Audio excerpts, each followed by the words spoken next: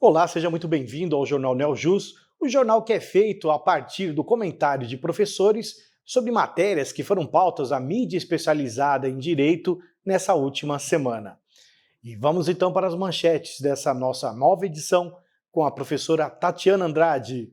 Professora Tatiana. Olá, Cabezon. Vamos às notícias que foram destaque esta semana. Serasa Experian deve suspender a comercialização de dados pessoais de consumidores. Mulher que desistiu de projeto parental terá que pagar alimentos gravídicos à ex-companheira. Tribunal de Justiça de São Paulo mantém condenação por injúria racial. Convenção da ONU é aplicada para afastar justa causa envolvendo menor com deficiência. Na vigência do CPC de 73, dívidas condominiais não se subrogam no valor da arrematação do imóvel. União Europeia procura delimitar a ação das Big Techs. E o Momento Cultural com o professor Altran. É com você, Cabezon. Obrigado, professora. Está no ar a nova edição do Jornal Neojus.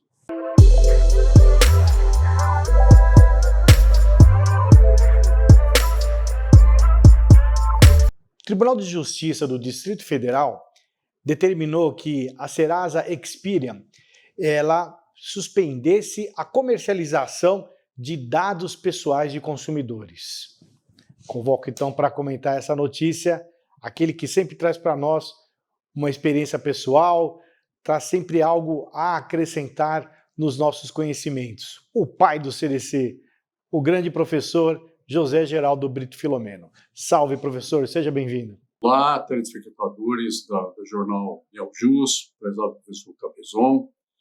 É digna de encômios essa iniciativa do Ministério Público do Distrito Federal e Territórios ao intentar uma ação em face da Serasa para que ela não divulgue, não venda, na verdade, os dados pessoais de milhões e milhões de consumidores para os interessados, que dentre eles podem também haver pessoas muito mal intencionadas e prontas para darem o bote nos consumidores. Mas, em princípio, é para vender a 98 centavos o nome, o CPF, o RG, 3 números de telefone e outros dados para empresas que vão depois atazanar a nossa vida de consumidores para nos impingir produtos e serviços. É claro que está em vigor a Lei Geral de Proteção de Dados e, portanto, já a empresa Serasa está a infringir. Aliás, era user e vezer em abusar dos consumidores. Eu me lembro de 2 episódios. Um deles, quando ainda era o coordenador das Promotorias de Justiça do Consumidor do Estado de São Paulo, o Ministério Público Estadual e Federal, em conjunto, ingressaram com ações, não só em face da Serasa, mas também ao SPC, Serviço de Processamento de Dados, para que houvesse a notificação prévia daqueles que, porventura, tivessem com atraso no pagamento dos seus compromissos econômico-financeiros, mas que lhes desse um prazo, uma notificação com aviso de recebimento.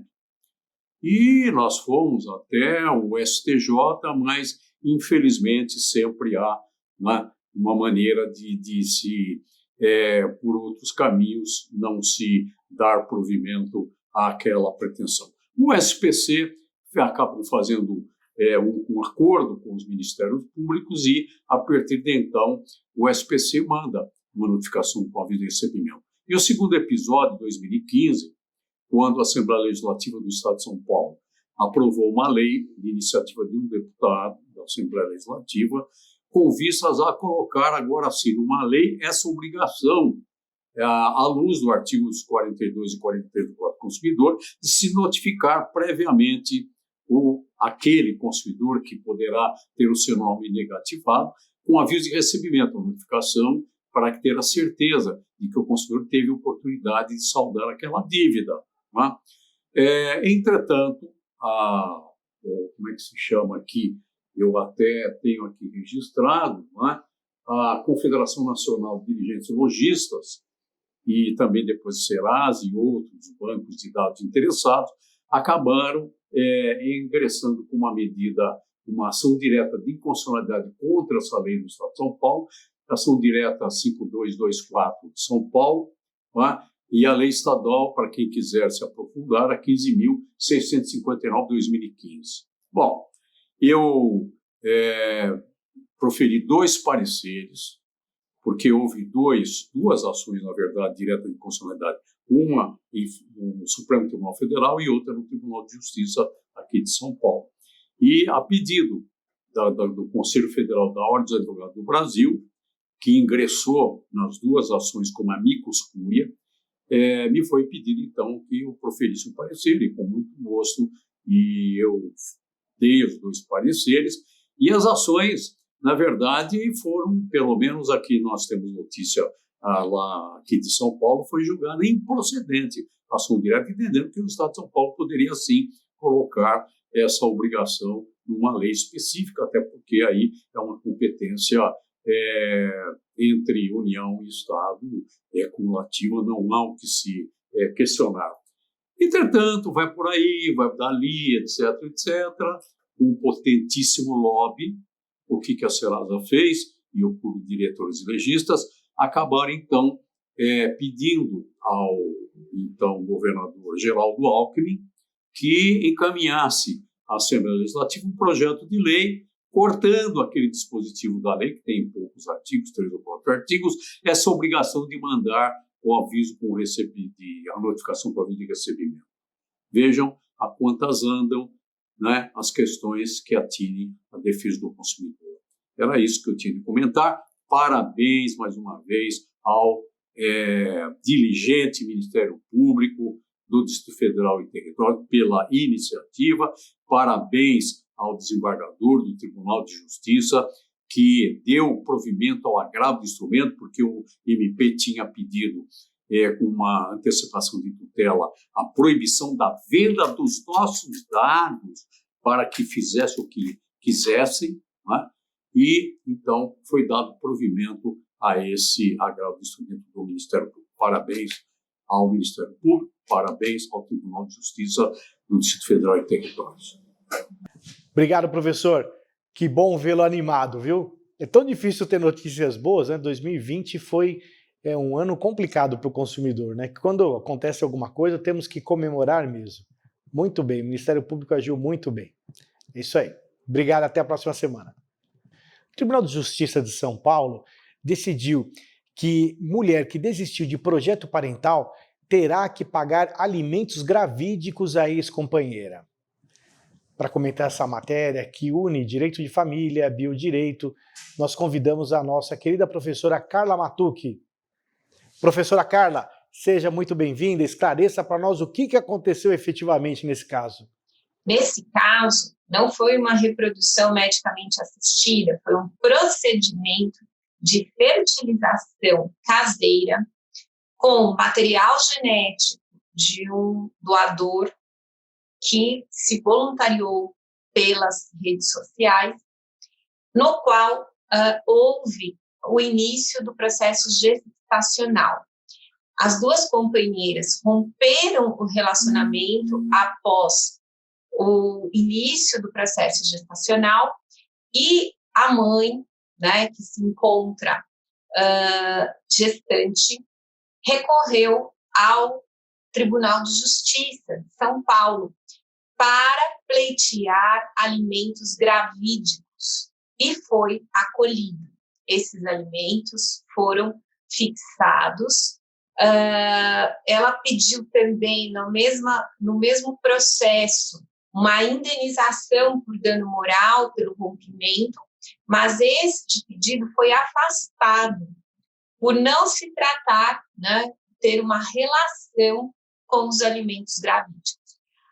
Há, né, uma possibilidade de recurso, mas é um fator importante. Por quê? Porque chegou-se aos tribunais a situação de um procedimento caseiro de inseminação em que se teve um material genético de terceiro, era uma união, né, homoafetiva, e dentro desse relacionamento com rompimento, né, só o ato de se dispor, o ato de se voluntariar, né, para aquele projeto parental a obrigatoriedade do pagamento de alimentos gravídicos. Estamos aqui e estamos, mais uma vez, né, atentos às decisões importantes neste âmbito. Muito obrigada. Muito obrigado, professor. Até a próxima semana. O Tribunal de Justiça do Estado de São Paulo, ele manteve uma condenação por injúria racial. E para comentar essa matéria, dizer o porquê que manteve essa condenação, eu convido a ilustre professora Rúbia Ferrão. Professora Rúbia, explique para nós o que houve nessa importante decisão. Os crimes contra a honra, injúria, calúnia, difamação também podem acontecer no ambiente virtual, em redes sociais, páginas da internet e até mesmo em aplicativos de mensagem, seja por escrito ou áudio. Então, toda vez em que há uma ofensa ali à dignidade, ao decoro, às qualidades, às características físicas, isso pode sim se enquadrar nos chamados crimes contra a honra.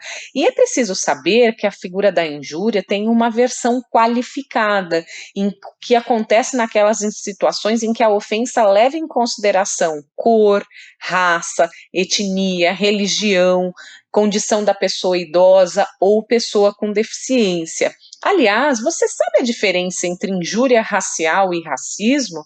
Na injúria racial, a vítima é determinada e, portanto, a ação é condicionada à sua representação para que o processo penal possa se iniciar e seguir. Já no caso do racismo, a ofensa a toda uma coletividade. E, nesse caso, a ação penal é pública incondicionada. Então, basta que a autoridade ela tome conhecimento ali do crime para dar andamento ao processo criminal. Então, muito cuidado com aquilo que você posta, fala ou escreve ali nesses meios eletrônicos, porque questões ofensivas poderão se enquadrar nos chamados crimes contra a honra. Obrigado, professora. Nessa semana vamos facilitar para o professor Domingos Zainag. Na verdade, nós tivemos uma decisão da Justiça do Trabalho que se aplicou uma convenção da Organização das Nações Unidas para reverter uma justa causa que envolvia ali, indiretamente, um menor, na verdade, o pai de um menor com deficiência. Então, professor Domingos, convoco-vos para explicar para nós o que aconteceu e como é importante, sim, que o profissional do direito muitas vezes observe convenções internacionais, deixadas geralmente de lado. Olá, meu amigo Ricardo, olá, pessoal do jornal Neojus, né? Hoje é uma notícia um pouco mais tranquila para a gente comentar do que aquela da semana passada. Bom, aqui houve um fato muito interessante.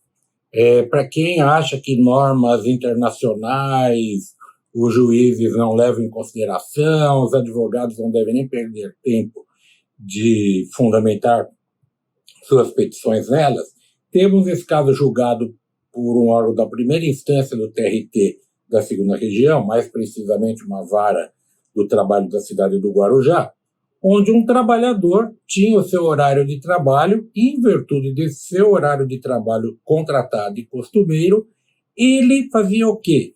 Ele tomava as atitudes, os procedimentos, acertava outras situações da sua vida privada, né, fora do trabalho, uma delas de acompanhar um filho com síndrome de Down. A empresa unilateralmente muda esse horário, coloca esse trabalhador no horário das 13 às 23 horas. Bom, pois bem, aspecto trabalhista puro e simples. Não está dentro do jus variandi do empregador alterar o horário de trabalho sem a concordância do empregado. Isso só pode ser feito em comum acordo ou se já houver uma previsão no contrato de trabalho firmado entre as partes. Pelo jeito, não havia. E o juiz vem na sentença, antes, inclusive, o empregado ele foi despedido por justa causa, porque no horário que foi colocado para ele não falou, não vou cumprir esse horário, eu não tenho como trabalhar nesse horário, que eu tenho que cuidar do meu filho que tem síndrome de Down à noite. Presume-se que ele trabalhava até 17, 18 horas. E foi despedido por justa causa de abandono de emprego. E aí a empresa se equivocou, a meu juízo. O abandono de emprego, o empregado tem que demonstrar o chamado jus abandonandi, a vontade de abandonar. Quando ocorre essa vontade? Quando o empregado não volta a trabalhar, não avisa ninguém, recebe um telegrama na sua casa para se explicar das faltas e não faz nada, aí sim ocorre o abandono de emprego.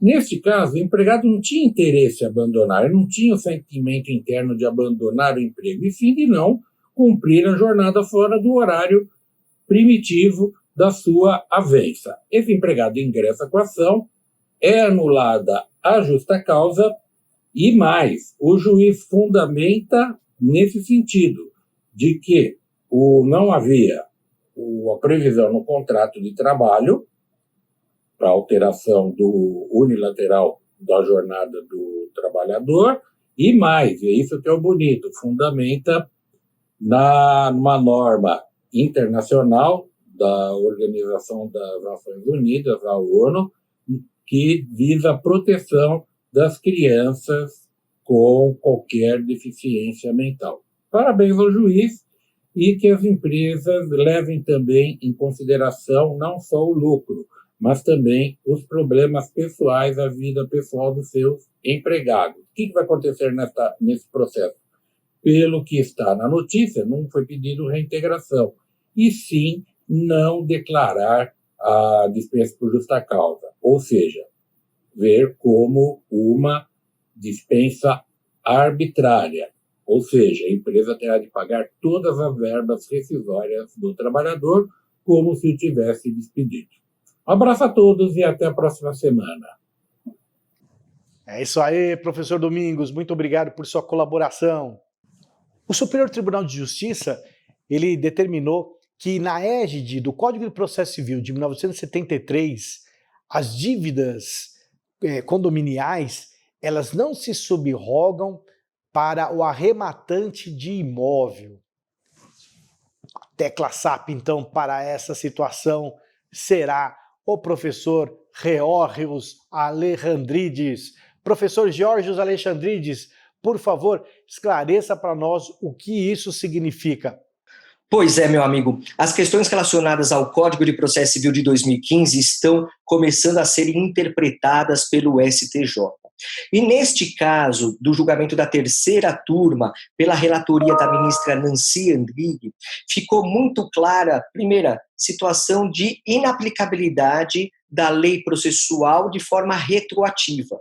Lembre-se, tempus recti actum. Então, é claro que os atos processuais, apesar da gente poder analisá-los de forma isolada, precisam ser evidenciados com base na lei processual em vigor ao tempo de sua celebração.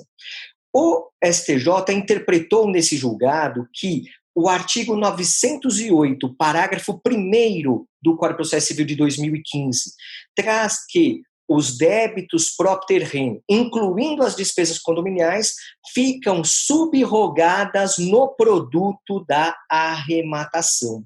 Essa é uma mudança muito importante, aliás, baseada no fato de que os débitos condominiais comprovadamente evidenciados, fisicamente, escritamente comprovados, eles têm a elevação pelo artigo 785 como título executivo de natureza extrajudicial. Então, isso faz com que eles tenham uma visão diferenciada para o concurso de credores que é promovido quando o leilão judicial é estabelecido. Então, subroga. No caso em espécie analisado pelo STJ, foi afastado o artigo 908, parágrafo 1º, porque entendeu-se que não poderia retroagir a aplicação para o caso concreto, já que estava em vigência ainda o CPC de 1973. E ainda mais, como havia disposição no edital dos débitos condominiais, a responsabilidade é do arrematante. Então, o STJ afirmou um posicionamento à luz do Código de Processo Civil de 73, quando houver indicação no edital ou por outro meio o arrematante tiver conhecimento dos débitos condominiais, ele é responsável, mas também já acenou que, artigo 908, parágrafo 1º, os créditos de natureza propter-rem, inclusive os débitos condominiais, estão subrogados no produto da arrematação. E aí, claro, fazendo-se o concurso de credores naturalmente, como ordena o próprio Código de Processo Civil. É isso aí, Cabezon. Obrigado, professor. E vamos agora tratar de uma matéria internacional, a Lei de Governança de Dados. A União Europeia, ela procura delimitar a atuação das Big Techs. Para conversar conosco sobre esse tema internacional, nós convidamos o também internacional professor Roberto Senise Lisboa. Professor Senise, seja muito bem-vindo. Olá, meu amigo Ricardo Cabezon, tudo bem? Mais uma vez temos várias providências de organizações internacionais, à semelhança de outros estados, no que diz respeito à preocupação quanto à coleta e tratamento de dados pessoais por conta das Big Techs. Desta vez, a União Europeia. A União Europeia deseja retomar o controle desses dados e aproveitá-los, não apenas para que as Big Techs tenham suas vantagens, mas para que os próprios cidadãos e as sociedades e as empresas europeias possam ter algum tipo de vantagem. Por isso, a Comissão Europeia acabou de divulgar uma nova lei de governança de dados na terça-feira passada. Isso faz parte de uma nova estratégia que ela tem, tentando quebrar o domínio das Big Techs a este propósito. Ora, para que nós possamos ter uma ideia da situação, um estudo feito pela própria União Europeia concluiu que as novas medidas podem aumentar o valor econômico anual do compartilhamento de dados apenas dos cidadãos europeus em até 11 bilhões de euros até 2028. É muito dinheiro. O caso da inovação baseada em dados é o que está sendo conduzido. E a Comissão da Indústria da União Europeia, através do seu comissário Thierry Breton, explicou que essa estratégia não era contra os outros, mas uma estratégia para nós mesmos, diz ele, em defesa do plano que está sendo levado adiante. Bom, o plano estabelece regras sobre a forma como os dados não pessoais deverão ser utilizados e como deverá haver o tratamento e o compartilhamento no mercado único de dados. E isso também estabeleceria quem tem acesso aos dados e quais são os direitos que devem ser redigidos a partir disso. Dados não pessoais, segundo esse plano, seriam dados que não contenham dados pessoalmente identificáveis ou dados que tenham sido tornados anônimos. A questão da anonimização, que é tão polêmica neste campo. A idade ou sexo não são dados pessoais, pois você não pode ser identificado apenas por esses dados, na visão da Comissão da Indústria da União Europeia. Agora, o próximo passo é aguardarmos. A Lei da Governança de Dados é a primeira base da legislação para completar esse plano audacioso da União Europeia, onde ela tenta realmente desafiar, de uma vez por todas, as empresas do Vale do Silício. É isso, meu amigo Cabezon. Até a próxima. Um grande abraço. Obrigado, professor Senise. E agora vamos para o Momento Cultural com o professor José Augusto Altran.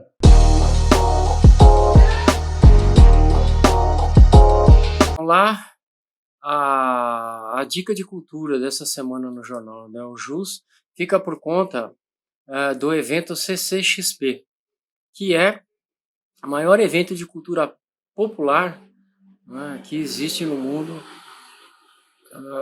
atualmente. Ele vai ser realizado virtualmente esse ano, em parceria com o Facebook, e vai acontecer de 4 a 6 de dezembro. Né? Com a sua programação, e aí é um ponto interessante, né? A maior parte da sua programação vai ser gratuita, apesar de existirem também pacotes pagos. Né? Vai ter a participação também de grandes estúdios, como a Paramount, a Universal, a Amazon e também o Maurício de Souza, né? Uma produção aqui brasileira. Na verdade, são 6 painéis de streaming, né, que vão comportar games, HQs, séries e TV, música e cosplay. com participações especiais, como por exemplo do Neil Gaiman, que é o autor de Coraline e Sandman, e também do Sr. Barriga, né, do nosso tão famoso seriado Chaves. Tá? Vai haver a participação aí de 680 quadrinistas e ilustradores, e o lançamento, talvez essa é a grande novidade, né, o lançamento no Brasil da Funimation, a maior das produtoras de animes do mundo. Tá? Então fiquem atentos aí para que de 4 a 6, através do Face, possam curtir essa programação bem variada, ok? Uma boa diversão a todos. Obrigado, professor Altran. Quero agradecer a você pela companhia, espero que tenha gostado do nosso jornal. Não deixe de assinar a nossa página ou clicar aqui no gostei e colocar também suas críticas, sugestões, porque nós estamos aqui por e para vocês. Isso é um projeto que carinhosamente desenvolvemos a todos os nossos alunos, ex-alunos, enfim, futuros alunos, né, para que possam usufruir sempre desses comentários de excelentes professores. Muito obrigado pela companhia, um abraço e até a próxima semana.